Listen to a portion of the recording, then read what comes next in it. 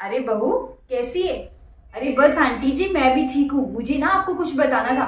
वो शर्मा जी है ना, उनकी बहू माँ बनने वाली है। हाँ, यही बताने के लिए मैं यहाँ आई थी। अच्छा, शर्मा जी की बहू माँ बनने वाली है? अरे ये तो बहुत अच्छी बात है। वैसे आप मुझे एक बात बताओ, आपकी बहू कब खुशखबरी सुनाने वाली है? 1 साल हो गया उसकी शादी को, अभी खुशखबरी कभी सुनाने वाली है वो? बहू, मैं क्या बोलूं, मैं तो उसको समझा समझा के थक गई हूँ। अब तुम्हें उसको समझाओ ना, मेरी बात तो सुनती नहीं है। जब मैं उसको समझाती हूँ ना तो मुझे बहुत सुनाती है। और तुम्हें तो पता है आजकल की बहुएं कुछ उनको बोल नहीं सकते। तुम तो उसकी जेठानी हो ना, तुम उससे बात करो, हो सकता है तुम्हारी बात मान ले। मेरी तो वो सुनती नहीं है, इसलिए मैंने बोलना ही छोड़ दिया है उसको। ठीक है आंटी जी, मैं उससे बात करती हूँ। मेरी बात वो जरूर मानेगी। मैं जेठानी हूँ ना उसकी, तो मेरी बात वो जरूर मानेगी। मैं बात करूंगी उससे। हाँ, अब बेटा मेरी भी उम्र हो चुकी है। मैं भी चाहती हूँ कि मरने से पहले पोता पोती के मुंह देख लूं, है ना?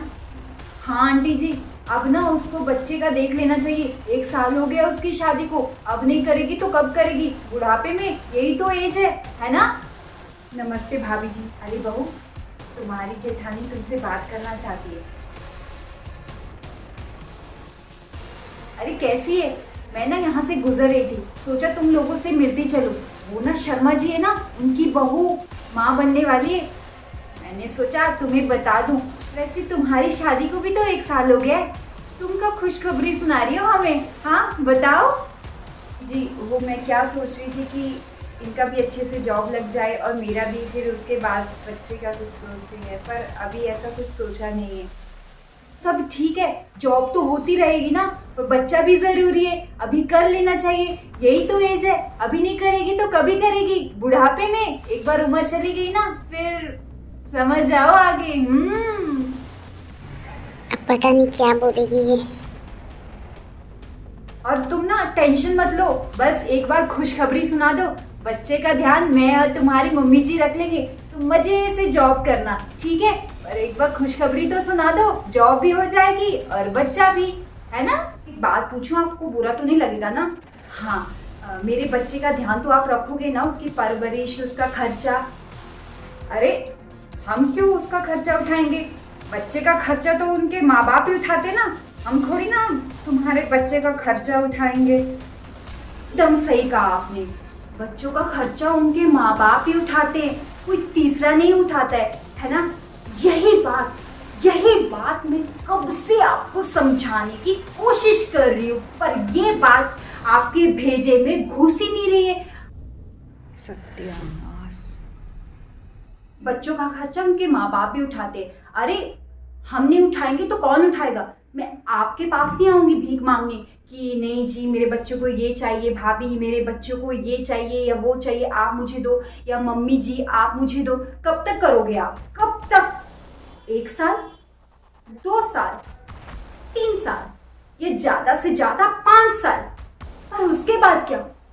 अरे जब बच्चा पैदा होता है ना, तो वो बच्चा नहीं रहता, धीरे धीरे धीरे धीरे बड़ा होता जाता है। और जैसे जैसे वो बड़ा होता जाता है ना, तो उसकी जरूरतें भी बढ़ती जाती है। और आपको तो पता है आजकल के जमाने के बच्चे, पिछले जमाने के बच्चे ऐसे होते थे ना, आप उनको एक खाली बॉटल दोगे ना, मुंह में डालेंगे शांत। और आजकल के बच्चे, जब तक उनको फोन ना मिले ना, तब तक चिल्लाते रहते हैं।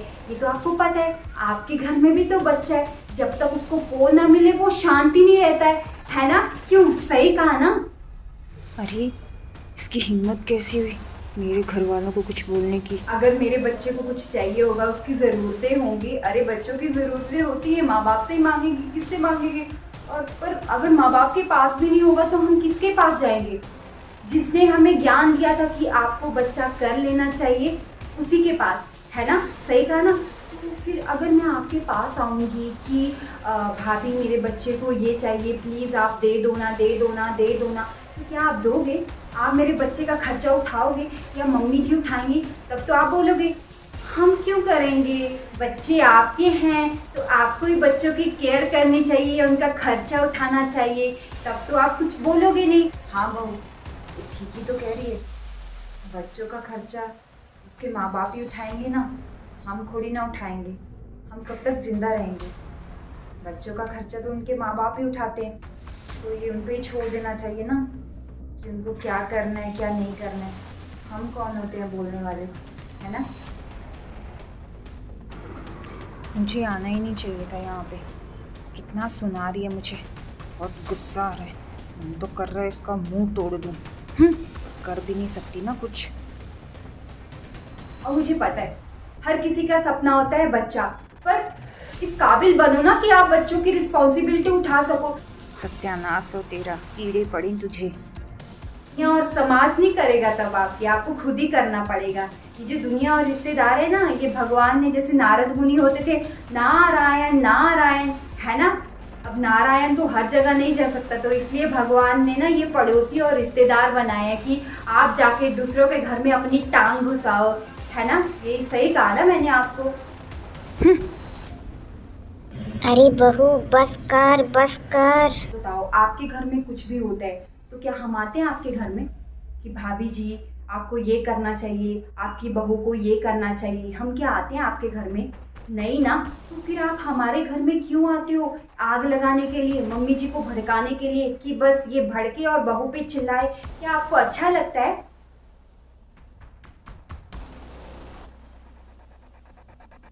जी, जब मैं आपको उस प्यार से समझा रही थी कि भाई अभी हम इस काबिल नहीं है कि बच्चे की रिस्पॉन्सिबिलिटी उठा सके, तब तो आप समझे नहीं। फिर वो अब तो बेचारी हमारे घर भी नहीं आएगी।